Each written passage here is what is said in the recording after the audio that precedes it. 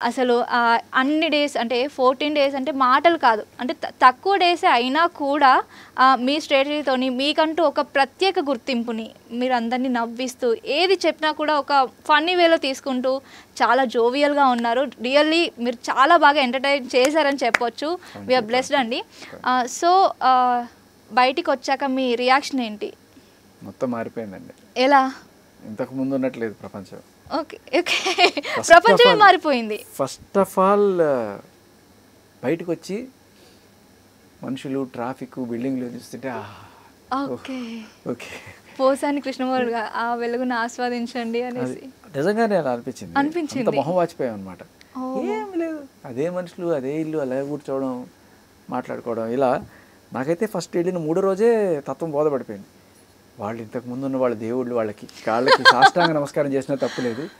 ఎలా రా 100 రోజులు ఉన్నారు ఒకళ్ళు దీంట్లో, నాకు అర్థం కాల. సో తర్వాత నేను ఆ ప్లేస్ కొంత అలవాటు పడ్డా. 4వ రోజు 5వ రోజు అంటే ఫస్ట్ 3 రోజులు నిద్ర రాలా సరిగ్గా. లైట్లు ఉంటాయి నిద్రపోయేటప్పుడు కూడా, పక్కల నుంచి వస్తుంటాయి. సో కొత్త ప్లేస్ నిద్రకి కొంచెం ప్రాబ్లం అయిన తర్వాత కొంత బెటర్ అయ్యాను. ఓకే.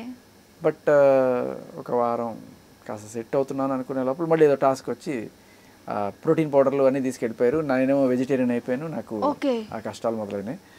సో మళ్ళీ ఎనర్జీలు డిప్ అయిపోతూ వచ్చాయి. ఇంకా మెల్లగా అమ్మో మన వల్ల కాదు, ఎక్కువ రోజులు ఉండలేము, ఇక్కడ బయటకు వచ్చేయాలి అనుకున్నాను. సో అలా కాస్త అనుకున్నారా వచ్చేయాలి అనేసి. బాబు పుట్టాక ఇంకా అది బలపడింది గట్టిగా. చూడాలి, వెళ్ళాలి. మేబీ నేను అనుకున్న దానికి ఎగ్జాక్ట్లీ ఆపోజిట్ జరిగింది ఇక్కడ యాక్చువల్గా. ఎలా? మావిడ వెళ్ళాలా వద్దా అని చెప్పి ఫస్ట్ డిస్కషన్ అయింది. ఓకే. ఇంకా నెక్స్ట్ మంత్ ప్రెగ్నెన్సీ ఉంది కదా అని చెప్పి అనుకుంటున్న టైంలో నువ్వు వెళ్ళాలి అని చెప్పి తనే చేసి పంపించింది. నేనే వెళ్ళిన తర్వాత అక్కడ నాకు అంటే టెంటేటివ్గా 14th 15th అనుకుంటున్నప్పుడు అయి ఉంటుందా, ఏమై ఉంటుంది అని చెప్పి అదే మనసులో ఉండే. నా మీద నాకు ఒక గిల్టీ ఫీలింగ్ కూడా ఉంది. తను ఎళ్ళమంత మాత్రాన్ని నీ బుద్ధి ఏమైందిరా, ఉండాలి కదా నువ్వు, అమ్మాయికి ఎవరైనా కోరుకుంటారు కదా, తన్ని మంచి కోరుకున్నప్పుడు నువ్వు తను మంచి కోరుకోవాలి కదా, ఉండాలి కదా. నాకు ఒక చిన్న గిల్టీ ఫీలింగ్ అది కొంచెం పెద్దదవుతూ ఉండింది.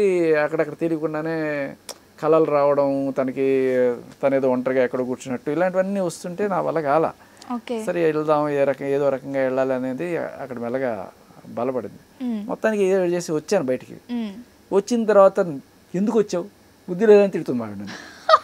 నువ్వు నేను ఎక్కడ చూద్దాం అనుకున్నా, నువ్వు ఇలా వచ్చావంటే లేదు నాకు చూడాలని ఉంటుంది కదండి. తర్వాత చూడొచ్చు కదా, ఇప్పుడు ఏమైంది, నేను గట్టిగానే ఉన్నాను కదా, నువ్వు ఇంత ధైర్యంగా ఉంటావని తెలియదు నాకు అని చెప్పన్నారు.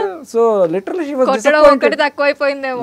డిసప్పాయింటెడ్. వచ్చిన దానికి హ్యాపీయే, కానీ నేను బయటకు వచ్చాను అనేది ఆనందం లేదు, బాధ ఎక్కువైంది.